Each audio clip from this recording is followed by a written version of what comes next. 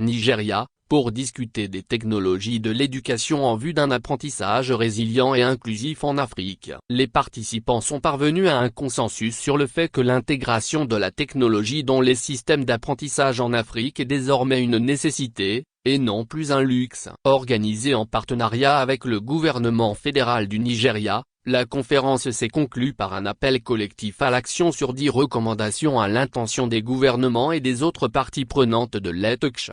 Investir dans l'éducation en Afrique ne concerne pas seulement l'Afrique, il s'agit plutôt d'investir dans le capital humain pour le monde entier. Il s'agit également de renforcer la résilience de nos systèmes d'apprentissage afin de mieux nous préparer aux chocs futurs, tels que la récente pandémie de Covid-19. C'est la raison pour laquelle la Mastercard Foundation s'est engagée à travailler avec des partenaires pour développer des initiatives dans le domaine de l'éducation et permettre des innovations qui favorisent l'intégration de la technologie dans les systèmes d'apprentissage, a déclaré Pete Materu, chef programme officier à la Mastercard Foundation, aux participants, tout en soulignant que l'éducation est la clé de la construction d'une société inclusive et résiliente et qu'il est urgent d'investir dans l'éducation pour qualifier les jeunes Africains.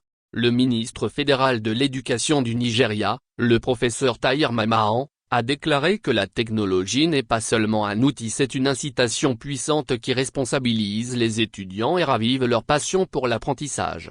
L'inclusion est la pierre angulaire des ETC, a ajouté Bozin Tijani, ministre fédéral nigérian des communications, de l'innovation et de l'économie numérique. Si nous ne parvenons pas à atteindre tous les apprenants, nous ne parviendrons pas à réaliser notre potentiel de révolution de l'éducation.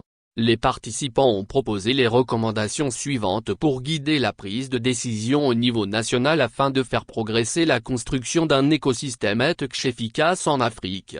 Promouvoir l'innovation locale par le biais de politiques de soutien aux ETC, les gouvernements étant des leaders, des facilitateurs proactifs et des consommateurs de contenu et de mécanismes de diffusion de qualité. Harmoniser les politiques intersectorielles en coordonnant les stratégies, les plans et les initiatives interministérielles sur l'accès à l'éducation pour tous grâce à la technologie. Garantir l'infrastructure de base par une utilisation créative de ressources telles que les fonds de services universels pour investir dans l'électricité, l'Internet, les appareils et l'infrastructure dédiée au programme d'éducation. Prendre des décisions à partir de données en investissant dans les systèmes et les capacités du gouvernement pour la collecte, l'analyse et la prise de décision en temps utile. Renforcer les capacités de prestation tout au long de la chaîne de valeur ETC en formant les enseignants à l'utilisation des ETC et en aidant les responsables des systèmes éducatifs à travailler avec des processus et des données basées sur les technologies. Systématiser l'intégration des ETC en introduisant, là où elles n'existent pas, et en appliquant des normes claires et adaptées au contexte pour l'intégration des technologies dans les programmes d'enseignement. Guider l'innovation contextuelle par des lignes directrices claires et opportunes et des processus d'approbation du contenu, des outils et des licences afin d'encourager l'innovation, l'investissement et l'intégration de la technologie. Diversifier les parcours d'apprentissage pour les jeunes non scolarisés en développant des alternatives technologiques flexibles pour l'apprentissage.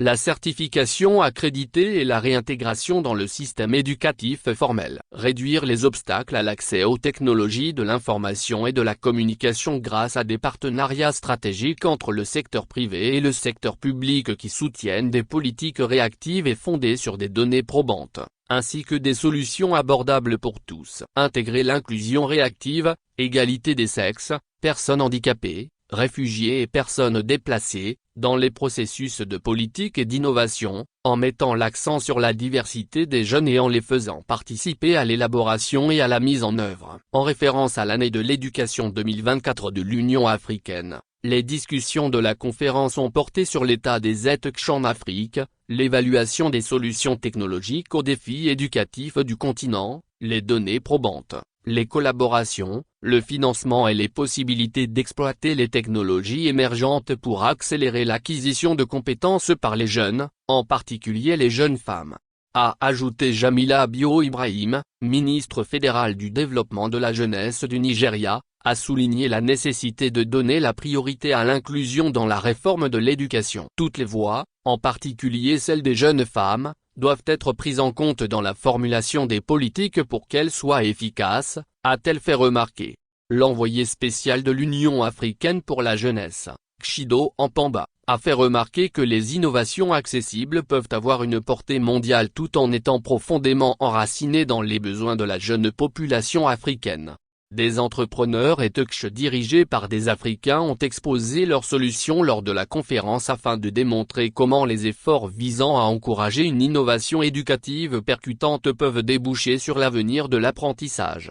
Les recommandations de la conférence ont été partagées lors du 3e forum ministériel sur les technologies de l'information et de la communication en Afrique, qui s'est tenu à l'issue de la conférence. 3 d'entre elles ont été classées prioritaires en vue d'une action concrète d'ici le prochain forum: développer des stratégies et des politiques pour intégrer les technologies de l'information et de la communication dans les systèmes d'apprentissage, améliorer la qualité des données sur l'éducation et les compétences analytiques qui les accompagnent pour une prise de décision fondée sur des données probantes, relever le défi des enfants et des jeunes non scolarisés en Afrique, dont le nombre s'élève actuellement à 108 millions et ne cesse d'augmenter. Par l'intermédiaire de son Centre pour l'enseignement et l'apprentissage innovant, la Mastercard Foundation s'associe stratégiquement pour encourager l'innovation, partager les meilleures pratiques, mener des recherches et organiser des événements tels que la conférence EdTech afin de faire progresser l'éducation inclusive, en particulier pour les apprenants mal desservis. S'exprimant sur la conférence qui vient de s'achever à Abuja,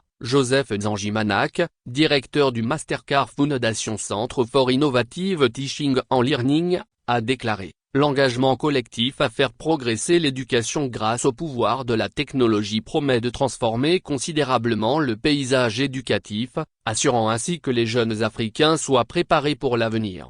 La prochaine conférence EdTech est prévue pour 2026, année du 20e anniversaire de la Mastercard Foundation. Distribuée par Apo Group pour The Mastercard Foundation. À propos de la Mastercard Foundation, la Mastercard Foundation est une organisation caritative canadienne enregistrée et est l'une des plus grandes fondations au monde. Elle travaille avec des organisations visionnaires pour faire progresser l'éducation et l'inclusion financière afin de permettre aux jeunes d'Afrique et aux communautés indigènes du Canada d'accéder à un travail digne et épanouissant. Créée en 2006 grâce à la générosité de Mastercard lorsque celle-ci est devenue une société publique. La fondation est une organisation indépendante dont les politiques, les opérations et les décisions relatives au programme sont déterminées par son propre conseil d'administration et son équipe de direction.